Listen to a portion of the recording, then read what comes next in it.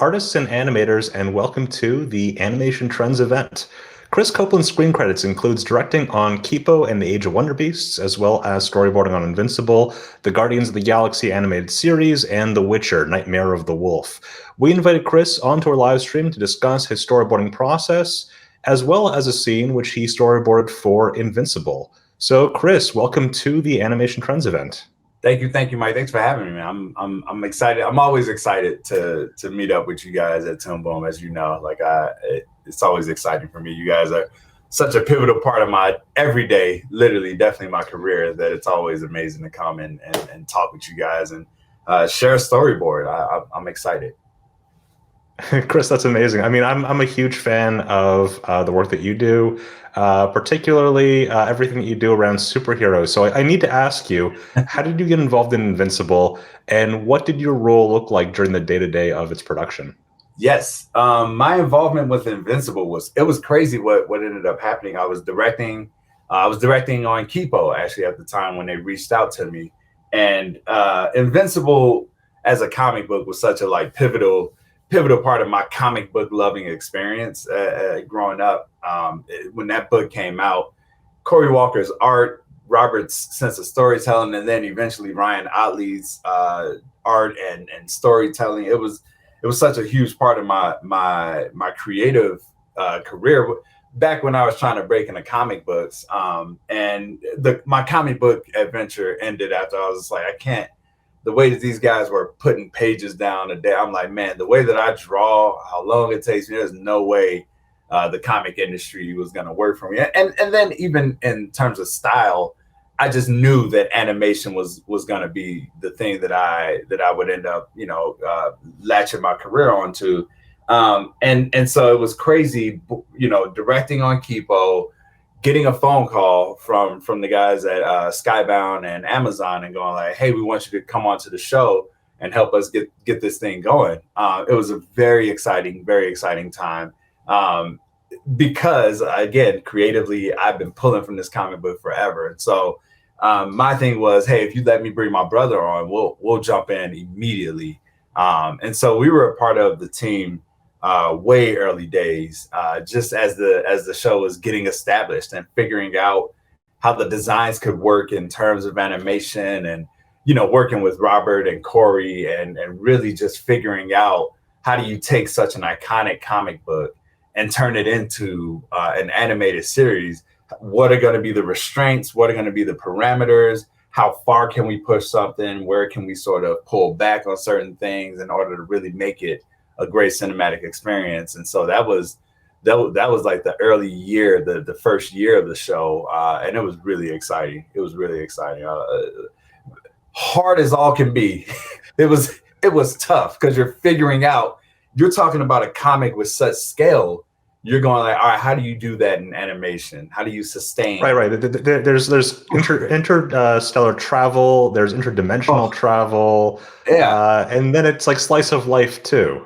Yes. Yeah. It's like aliens and a teenager. Oh, and they're all one. And you're just going like, okay, how do we navigate that? And it was amazing telling that story and being a part of telling that story because, you're attracted to the Peter Parker-esque story of it all, right? He's just this kid, Mark.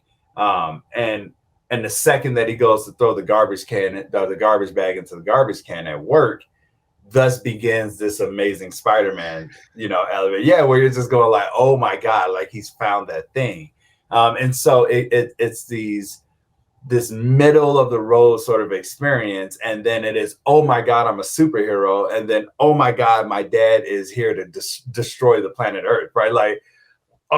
So there's just so many different scales that you're messing with there and trying to figure out how do you make that approachable for an audience. And to the surprise of everyone, except maybe Robert, to the surprise of everyone, it was such a huge hit amongst demographics that you never would have thought. You know what I mean? Like I have some of my cousins who are just like, y'all don't read comic books at all, but I'm watching this show and I can't stop. I was like, yo, that's amazing. And it's really dope to be a part of something like that for sure. Yeah.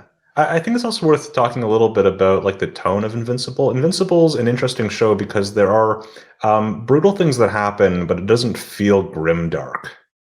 Yeah. I mean, and I think that's that contrast. I think the juxtaposition of the comedic and the brutal, and then right in the middle is the humanity, right? And I think it is this balancing act that you're doing. I think when you see these characters, I don't know, there's something about comic books of old where, they're taking the crook and they are, they catch them in the act of doing their bad deeds, and then they arrest them and they hand them over to the cops, and the cops take them to prison. And there's something about that where you're like, yo, Superman, homie was pointing a gun at an old lady. Can you punch that dude's arm off? Like, can you just do? And I think Robert in the writing is sort of like with Invincible, where he's going like, these characters are heroes, but they will do whatever it takes to be heroic because they have the powers to do that. And so then it's just them walking the line of humanity or lack thereof, where you're like, are they going to tear this dude's arm off for real? And it's like, well, we needed to, so yes, we're going to do it. You sort of want to see that. You want to see the hero do the big, muscular, strong, powerful things. And I think that part of ourselves, maybe it's a little dark, maybe it's a little morbid, that wants to see that. But then we have the scapegoat of like, well, it's a hero and he's saving the day. Yes, he had to throw a person through a wall to do it. But that's the way that he saves the day. There's something humanely, weirdly honest about that I think we sort of are like, yeah, it's about time that we start to see the bad guys really get it bad from the heroes, and vice versa in certain situations. But Robert never shies away from honesty, brutal honesty and transparency with the characters, and sort of like them going, here's what we need to do. And when you see that played out, it's for the gore fans, it's super gratifying.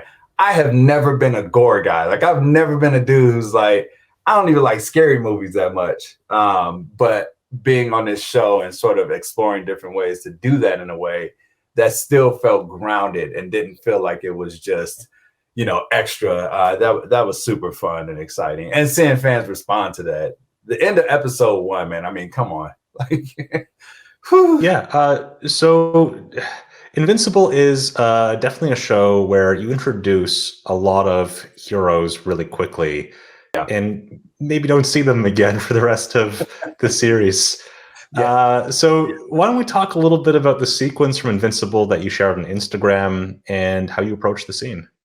Yeah, absolutely. Am my screen recording right now? Is it showing my screen? Yeah, we're able to see the screen. Excellent. Yeah, so this was early days, and at the time we were getting storyboards back from we had a team in Canada, and we were getting storyboards back from the team there. There was just a certain tone and an identity for these last few shots that I really, I was very excited to set up and sort of go like, let's make sure that they feel like the things that we're nodding to. This character, like we are clearly, he's a nod at Batman, right? Like there's something cool and interesting about that hero in the Dark City. And so this sequence was one that we had gotten back from the storyboard artist, and it was just missing certain big heroic elements. And so when I saw it,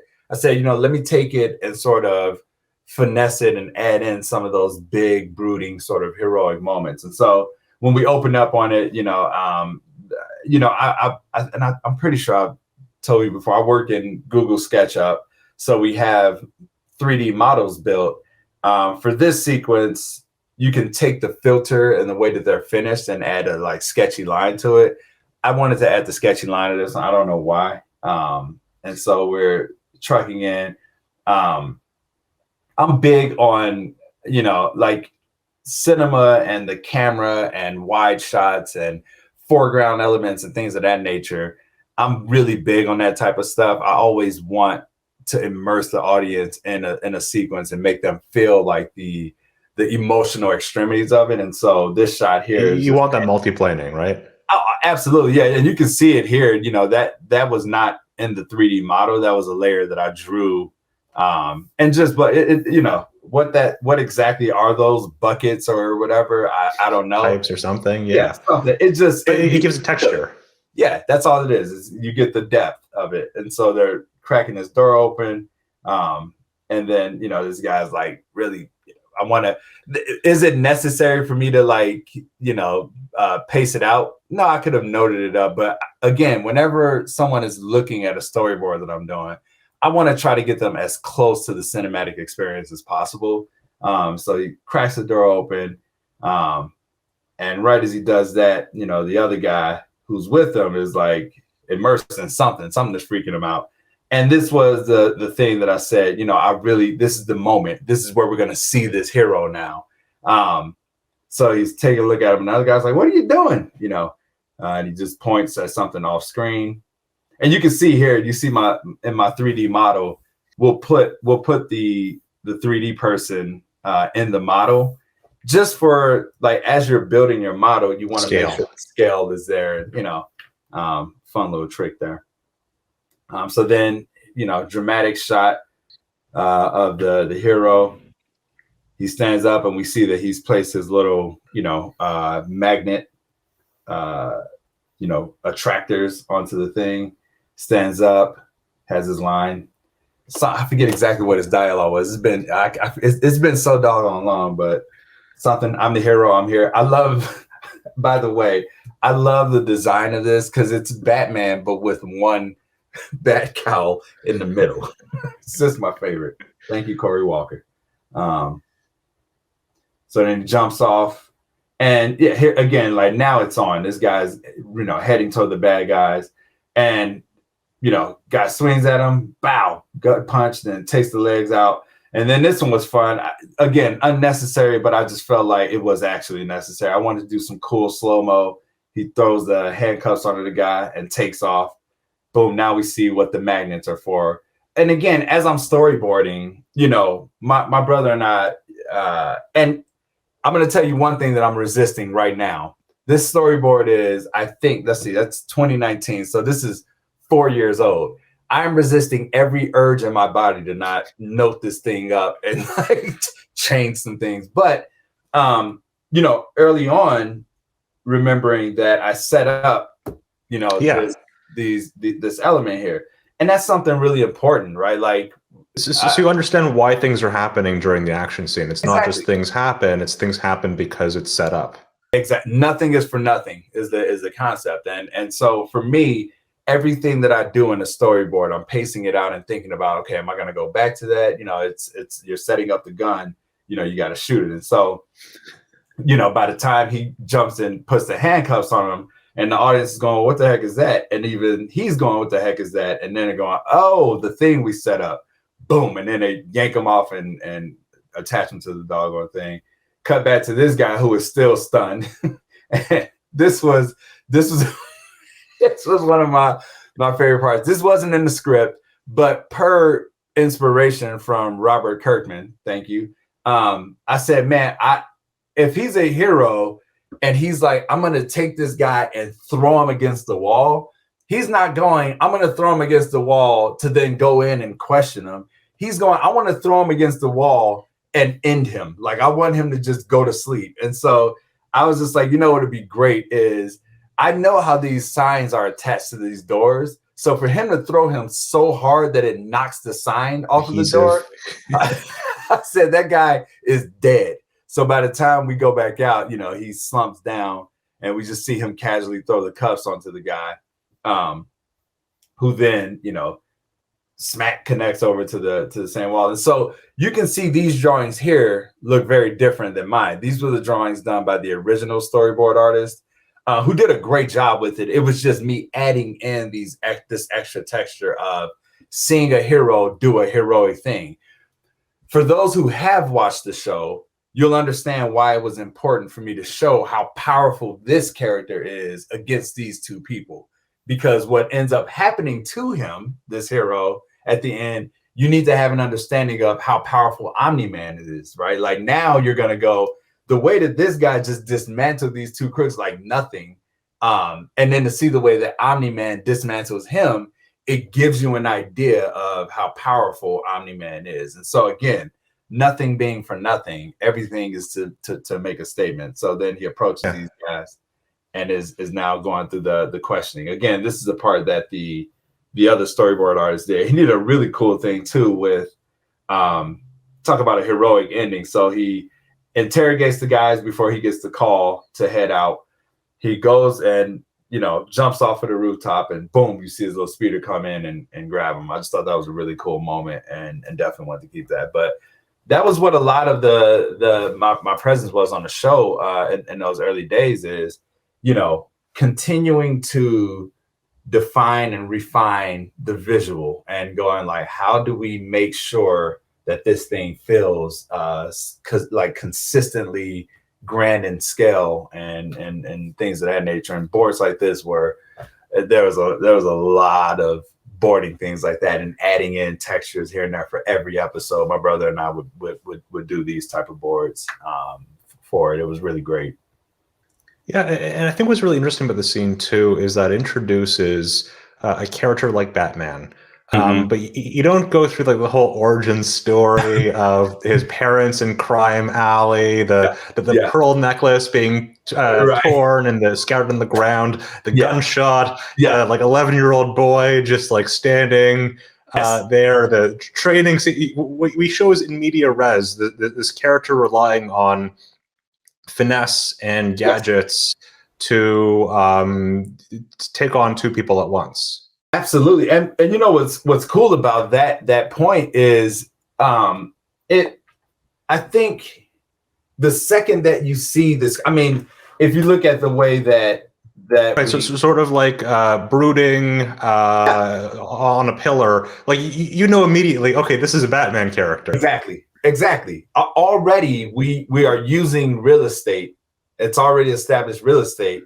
And so now I'm immersing you in an idea, right? It's not riffing off of the Batman thing. It's immersing you in the idea that Batman real estate is already established. And that's what was always cool about Invincible. I think about any comic book or superhero story now is how much of that other real estate can we use to build on? And when I say build on, I mean really create a new experience for the audience, right? Like how can we take some of these stories and concepts and origin story ideas, how can we use those that as a, you know, the audience gets it now. They get it. They understand the jig is up, right? But now how do you turn the audience's expectations into a fun experience, a new experience based on what they already know or believe about the superhero origin story or the superhero story in general? That's that anti-hero thing about Invincible that's really cool. It's turning Superman, Omni-Man, into this villain in a way that impacts someone, impacts the people around him. It's one of those great, like, that's amazing storytelling in a really cool way. So to be able to take the Batman side of that, and me being a Superman guy growing up, to be able to see Omni-Man, Superman, beat the life out of Batman here, it was one of those, like, there's some gratification in that for me. But it was super fun, really, really fun storyboard to do. Yeah, I mean, it's the old problem of like, how do you do a fight with Superman versus Batman? If Batman wins, like traditionally, like that's a story, right? Like that is someone overcoming a struggle. If Superman wins, that's not really a story. That is a like footnote, you know, that is a bug against a windshield. In a way, that's kind of a problem. And I think that the way that like this approaches that is a very different answer than what you see in a lot of media. Absolutely. So as someone who has like storyboarded on productions that had both Superman and Batman in them, how did that experience, was it something that came into play when you were working on Invincible? And was it maybe different from your experience on projects with legacy superheroes? Absolutely. I mean, I think you know, the Superman, Batman, although my early days at Warner Brothers, they made me who I am as a storyboard artist. And so, you know, when you're storyboarding something, I mean, and you can see a lot of I'll even go to some of the panels that in particular, a lot of these very rough drawings, and posing these different things out, you know, I could easily take, and the layout achieved that. I could easily take this and turn that into a drawing of Nightwing or of Batman and that all comes from those early days at Warner Brothers. It really built in me a comfort with the shapes and the body style and the movement of the characters from the DC universe. Those things set me up to be comfortable in a setting like this where you're doing this cool action moment. The difference in it is the restraint was removed on Invincible. It was literally like, no, we're gonna tell the human story by way of all the violence, all the blood, all of the heartbreak, the heart-wrenching letdowns of the dad and his son. Like we're gonna tell that human story through this. The Warner DC stuff, it was, we're going to tell the Batman, we're going to tell the Superman, we're going to tell the Wonder Woman story. You know, those characters at this point of their existence, you're telling their story. You're not really trying to cast broad appeal with those guys much anymore, especially not in the animated movies. We were really sort of taking some of the best-selling graphic novels and going, what does that look and feel like in an animated platform, and doing that. There was rarely any deviation from those graphic novels. You were just literally sort of going one for one with whatever animation methodology you could, which was super fun. And it trained me for something like Invincible that then goes, okay, we're going to do that, but we really want to zoom in on that human experience. We really want to zoom in on the dramatic nature of this thing and really make the people feel for Mark in a way of a son and his dad who really let him down. So in the emotional as well as in the action sense, we got to really push everything that we did at Warner Brothers to a level 10 and try some really, really brutally honest things that I think landed really well with the audience, which is always gratifying. But that's sort of my perception of having worked in both of them and what one did for the other. Which I love it. And now, of course, in my mind, I'm always like, man, if I could go back and not even go back, but if I were to take a DC character now and build a movie around them, what would I do with them, having traversed Invincible and the DC stuff and something even like Kipo? How do those things contribute to what I would do now with the DC hero? It's always an interesting little thought that I have. Yeah, I think one interesting thing about superheroes, especially the legacy superheroes, is how much room there is to reinterpret them or put them in different situations, tell different stories. Yeah. They are characters that I think are very versatile in certain ways. Yes, absolutely. You know, one of the things that I talk about as an African-American creative director, I talk about diversity in storytelling. And I think what the mistake that can be made often when talking about inclusivity and diversity in storytelling, I think the mistake that can be made often is relegating it only to the optics, right? And going, oh, that person has darker skin. And so, oh yeah, they're, you know, Haitian or whatnot. And you're like, okay, fine. But I think you miss a very important opportunity if you relegate it to only the optics. I think if you think about a character and you think about cultural inclusivity, taking, and I might have laid this illustration out to you before, but it's like if I took the Alien franchise and I replaced Sigourney Weaver with Regina King, right? Regina King as a Black woman is going to make a different decision in certain areas of that movie than Sigourney Weaver did, because culturally they have two different life experiences. So now all of a sudden, when you're thinking about that, what we're saying is you literally can tell the same story from like 4 different perspectives and get a new experience out of all of them if you really respect and honor the culture that you're turning that character into. And to that end, going like, okay, if we make a movie, a Green Lantern movie, and then we make 2 of those, and one of them is from one of the Green Lanterns and one is from the other Green Lantern's perspective, you can have 2 amazingly different stories that you're telling about the same character conceptually. So I really, really believe in that idea of like, don't just change the optics, like really explore the culture of that character. And you can really, truly tell an honestly different story just by shifting the decisions that a character is going to make based on their cultural lived experiences. And that's I mean, even like the beginning of like the superhero genre, a lot of the like existence of superheroes, it ties really into like the Jewish American experience. You know, having a secret identity and like trying to like fit into like waspy white culture while also being like a different person. So like there's a lot about how human experiences and superheroes are very tied together.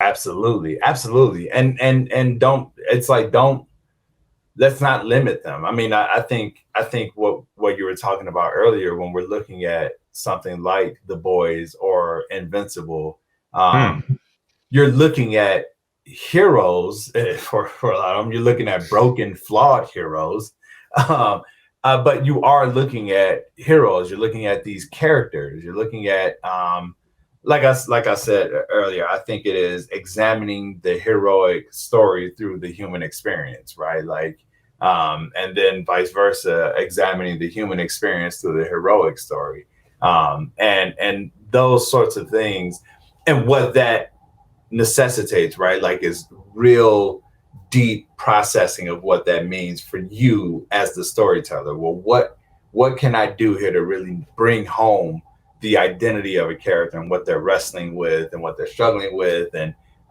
that stuff to me is I revel in that. Like, I really enjoy the process. Right now we're in crazy heavy story mode on our movie, my brother and I, in development at DreamWorks, and it's constantly the, you know, wants and needs, constantly the wants and needs of these characters, the wants and needs of this villain, the wants and needs of the villager who they're going to be interacting with. Always asking those questions. If you really care about all of those layers of character detail, cultural, physical, mental, if you care about those things, you're asking those questions and really trying to answer them as you build out this story you're trying to tell. And so I love doing that. I love taking that idea with superheroes that we think we know and going like, man, what are some of the questions that we have not asked about this person? Like, and how can you take that and make it a new experience for the audience? That's super fun and gratifying for me. Yeah, I think those make for really interesting stories. Yeah. One thing I wanted to ask about this scene, it includes 3D models as background assets. In your opinion, what are some of the benefits and challenges that come with using 3D models and storyboards? Man, honestly, it's pretty interesting because I hated the idea of SketchUp and all of these models. I hated it when I first started because it just felt like a time suck. It was just like, God, I gotta build this thing and now. So now, on top of all your responsibilities as a storyboard artist and director, they're adding architect to that list. Architecture. It is absolutely, and it was very tough at the beginning to really get into it and justify it and go like, you know what, like it's something that is necessary. Over time, what ended up happening is the marketplace started to be constructed for 3D assets, and so you're talking 3D models that are already built by other people, and I'm not using it for production, right? Like, these are storyboards that our background designer can look at the rough layout of this background set up and just sort of go like, all right, well, I definitely want to have a building here, you know, like, and just use that as like the template for whatever it is that they're building for my background. Yeah. So what was cool about it was, okay, I can go into a marketplace, I can grab a base model, and then I can add little elements on top of it to fit the needs of what I'm trying to do. And so that was just that sort of alleviated that stress of, I need to spend time building every one of these models. And then also copy and paste definitely helped, made you go like, you know what, that building all the way back there, we're not looking at the details of it. We just need a building there. So copy and paste one of the ones you've already made. I am David Fincher obsessed. I've always been David Fincher obsessed. And for me, his methodology and sort of psychology about framing whenever you're doing a shot, right? Like, how is he drawing your eye to the character? How is he leading you through the story with the visuals? And so because of that, getting to a place where I can build a background and really start to dictate where I'm placing the models. I mean, when you're looking at the composition, you know, for a shot like this, you know, like having things in place that really appeal to me, right? Like having this dark, you know, spot here, you know, the big wall of these two front characters, and then the just balanced math of these three pillars, right? Things of that nature. I obsess over those little details. If I'm building a 3D model, I get to put those things in place and I get to use them over and over. Invincible is a 2D animated show with some 3D assets here and there. So when I cut to my next shot, when I'm hooking up from this shot to the next, that background has to be consistent. And so having a 3D model helps me stay consistent in that way.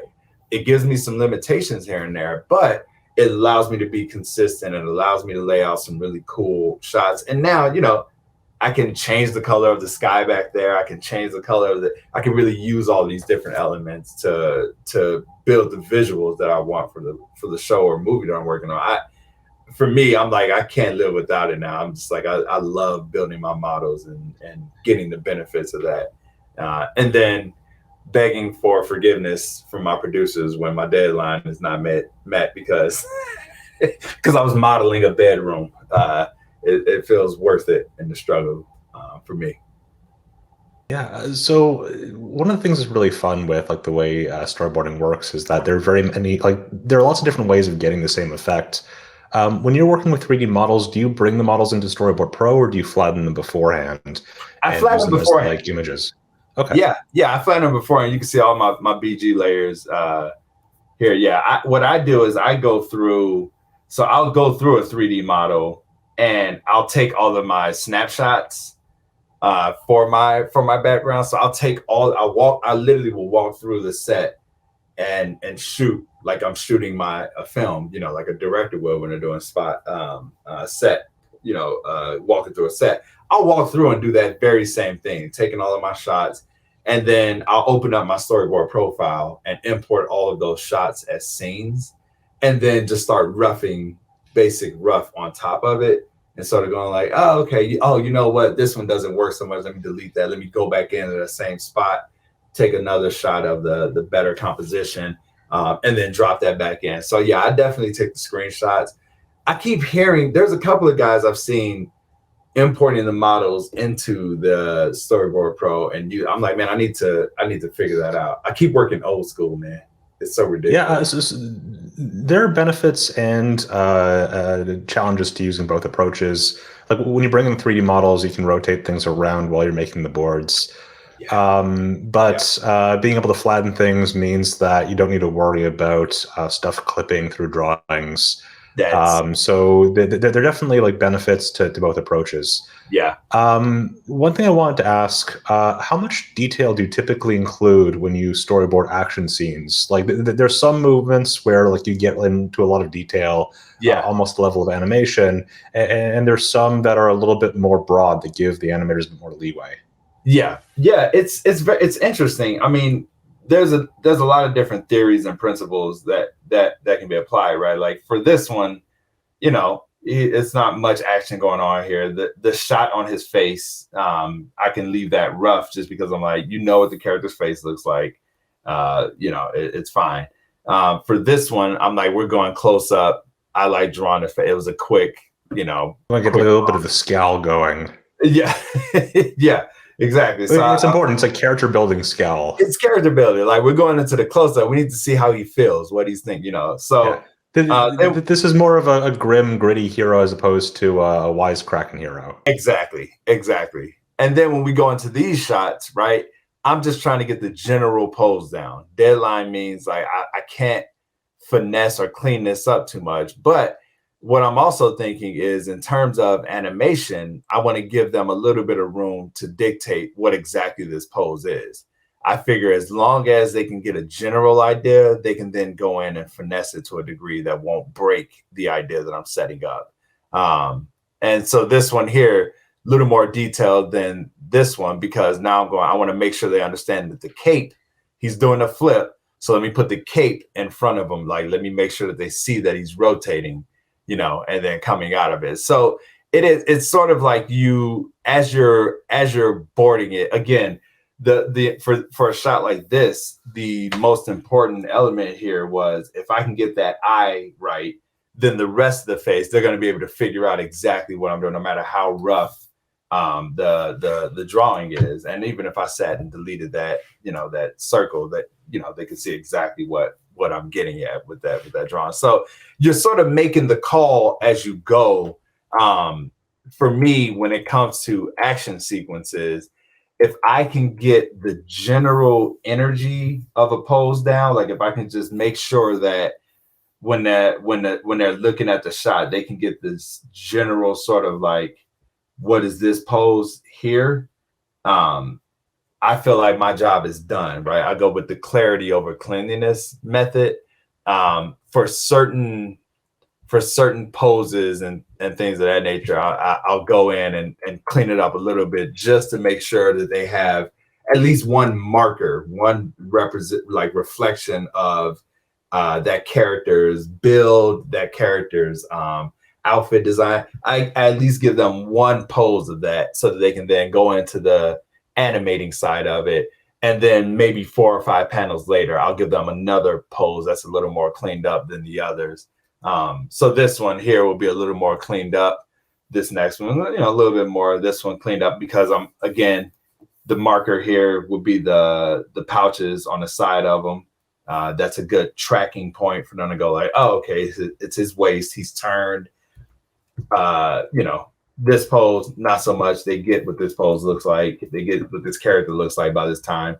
For this shot, again, if I can get that hand to be clear that he's going for that uppercut, job done, moving on. And then this one, because I have his hand doing a little bit of an intricate thing, he's going from this pose right into this pose, and it's all sped up pretty quick. I'm like, let me just make these as clean as possible without it getting too detailed, because there are some things that they're going to have to figure out. So it's sort of like whenever I'm boarding, I'm like drawing it and then I'm flipping through and then seeing what it feels like and then going back and then flipping.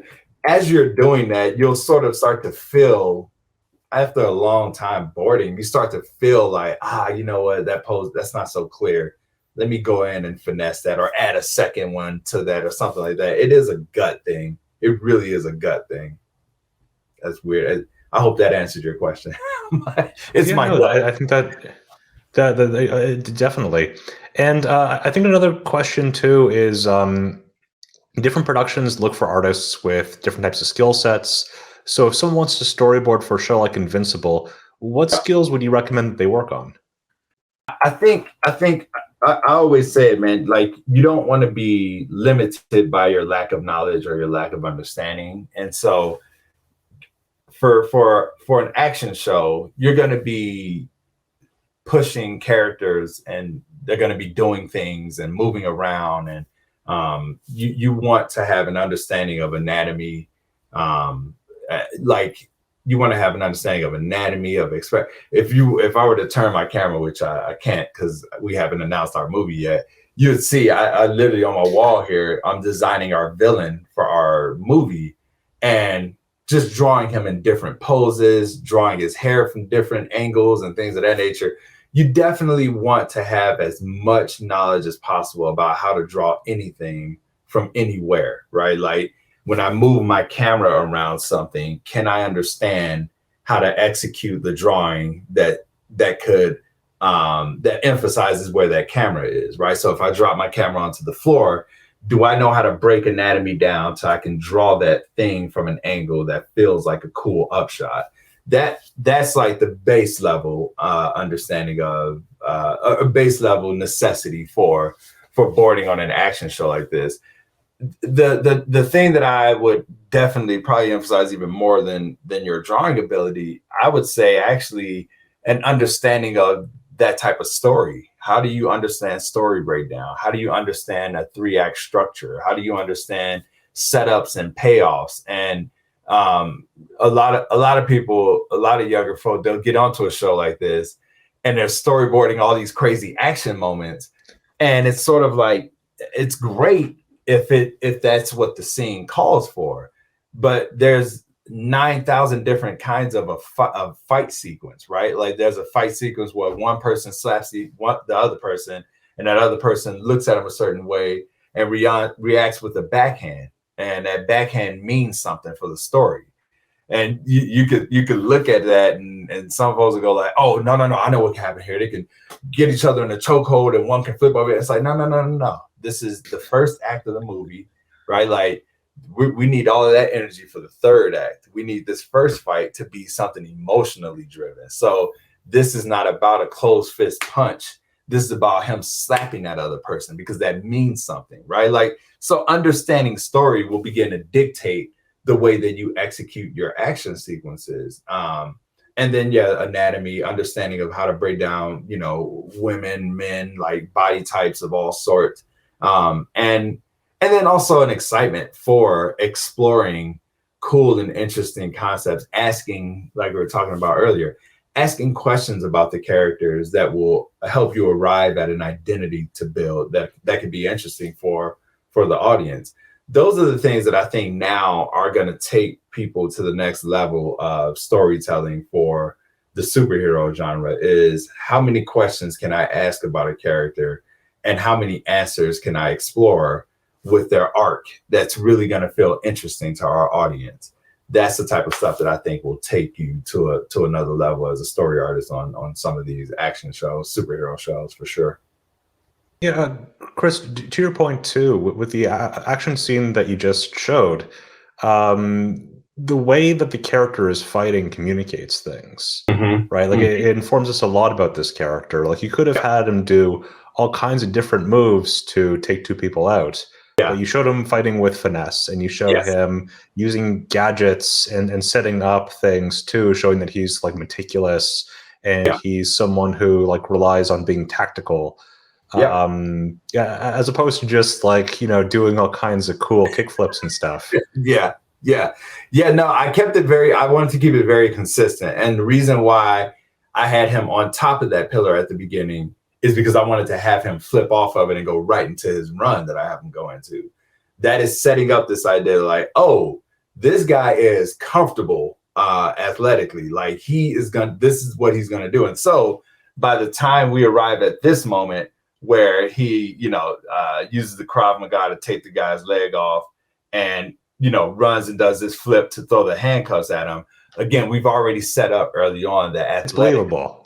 Yeah, he's gonna. This is how he works. This is how he operates. And so it's like those different things. I can't do that if I'm not doing at least a basic study on body movement and different martial arts. I have to do some legwork and figuring out like, well, how would a person move like that when they have this cape and they have all these gadgets on them? How would they move? What would they do? What would make it feel believable in some way? Those things, you don't want that to be limited by your inability to draw something.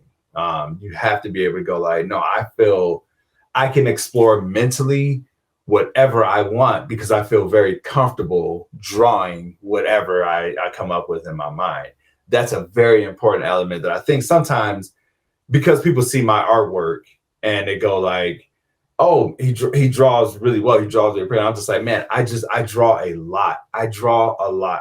I have a big family, my 4 kids, my wife, I have a career, but I do not let a day pass by where I'm not at least drawing 2 to 3 hours a day. Like I gotta get drawing in because it's my platform. It's the thing that I use to tell the stories that I want to tell. And so I can't get rusty in that regard. I do every week. I gotta freshen up because there'll be some time where I'm just like, oh my gosh, I haven't hit the table in 2 days. But I try to make sure that every day I get some hours in drawing. And when I don't, I feel it and I have to sit there and do the great mental reset where you're like, I'm going to draw trash here for a few hours until I get back in that rhythm, because I can't limit myself based on what I can and cannot do. I need to be maxed out in that regard. So draw a lot, draw a whole lot.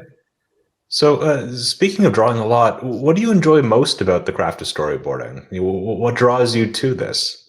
I think it is that drawing side of it. There's something so amazing about figuring it out, right? Like there's something so amazing about the blank canvas and you putting down that first thing and then putting down the second thing and then putting out that.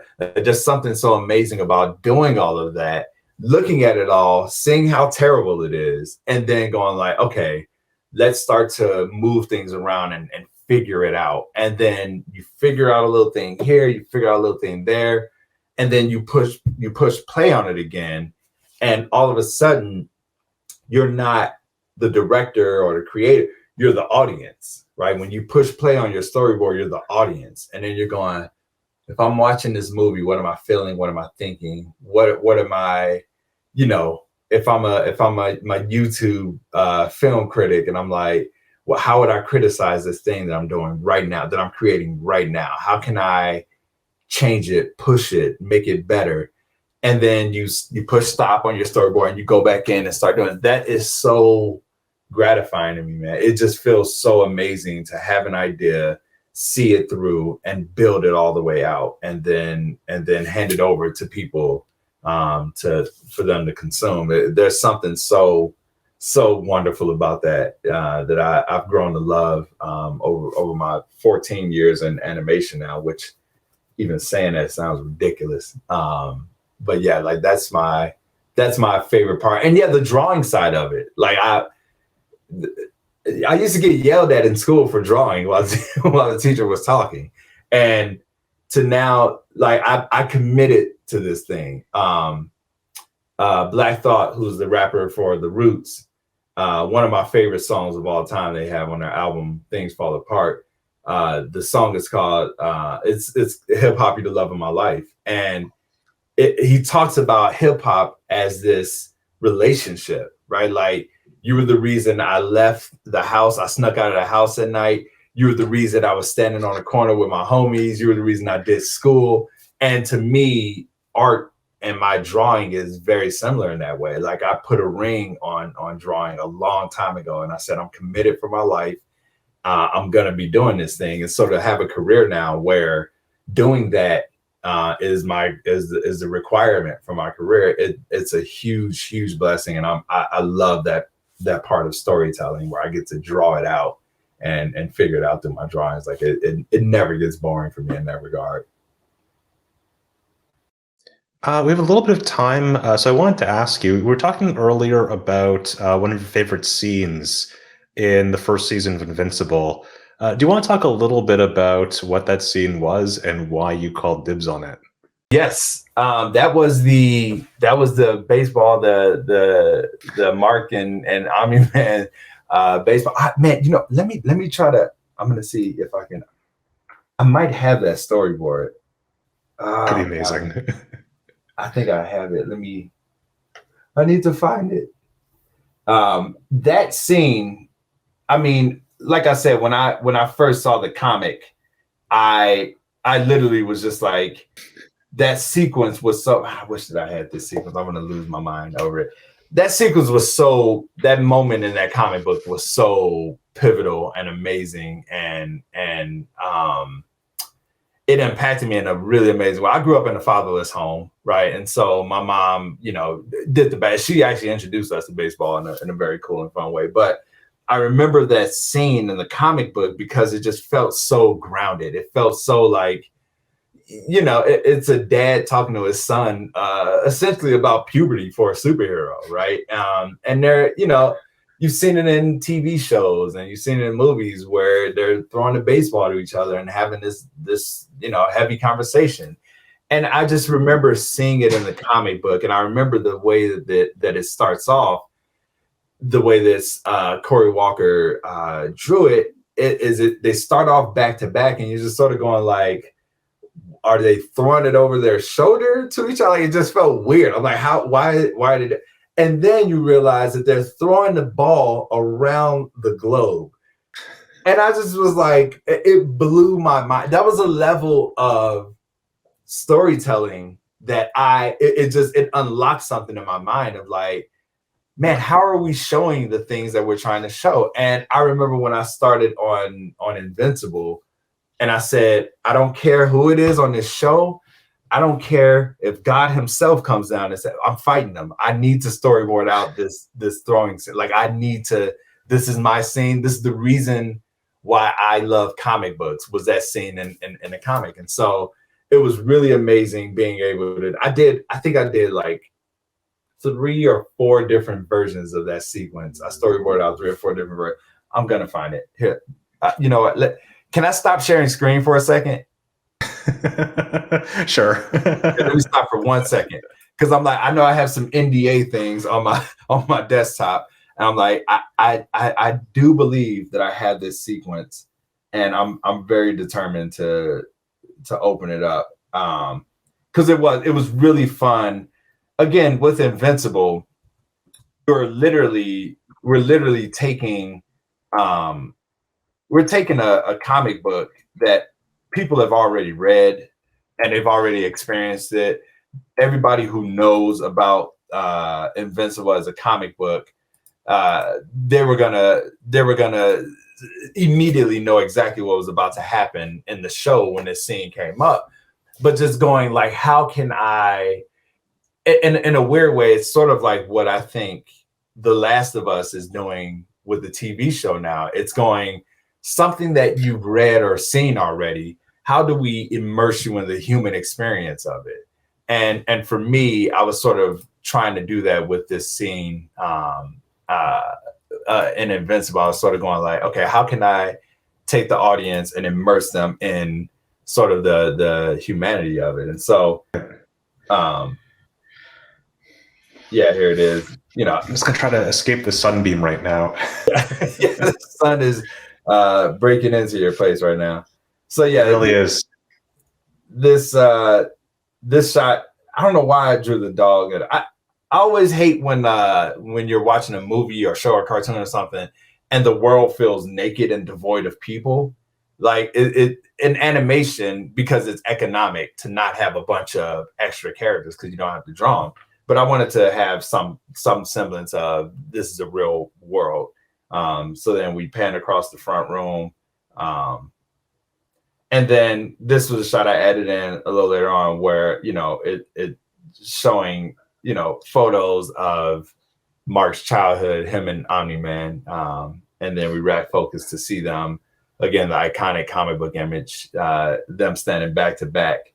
Then we cut out to the wide shot and poof, you know, lands in the glove, pen over. And again, talk about clean and rough. Like here, this is a middle pose, so I'm just like, I don't get it.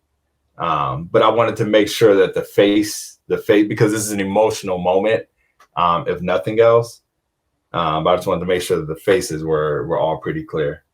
So then Mark, again, and I wanted to just show, because he's deep in thought, he's trying to figure stuff out. So to cut to him and we see behind his head, you know, we're just keeping it in that place of he's figuring stuff out. And the only turning he does, we barely see any of his face until he fully commits to the turnaround. And then Omni-Man rears it back and throws it. And of course, being a Chicago guy, I had to have Chicago first. Breaks through the mountains. And then we see it, this is when I had it, going through different rivers and crap in France. Poof. Mark catches it and throws it back past an airplane. This kid is like, skipping over water. Poof. And then Omni-Man catches it. This was an earlier, you can see the name of it even up there, Baseball A. This was one of the earlier versions of it. And then I go in and I go, this one was really just setting up them throwing it and catching it, throwing it and catching it. Because once you have that moment, once you have that beat, then going in and, taking and reusing some of these close-ups of their face is easy, right? Like that's the simple part. For me, I wanted to just get that they're throwing it around the globe. How do we immerse the audience in that in any cool and interesting way? And it was a really fun scene that I'm still proud of and excited I got to do to this day. It's such a great scene. Chris, where can your viewers follow you and find more of your work? So I'm on Instagram more than anything. I'm at Chris Copeland Art. At Chris Copeland Art, and then on Twitter I am at Chris Copeland RT. So it's the same thing. I tried to do Chris Copeland Art for my Twitter, but the ART was taken, so I just got rid of the A and it's just RT for retweet, I guess. I'm there. That's where I spend most of my time is Instagram and Twitter. Right. Well, thank you, Chris, for joining us today, and thank you to our audience for joining us for the Animation Trends event. The Animation Trends event is an online conference hosted by Toon Boom Animation. You can visit toonboom.com for details about interviews, panel discussions, and speed training courses. And we hope you tune in to the next discussion. Thank you, guys.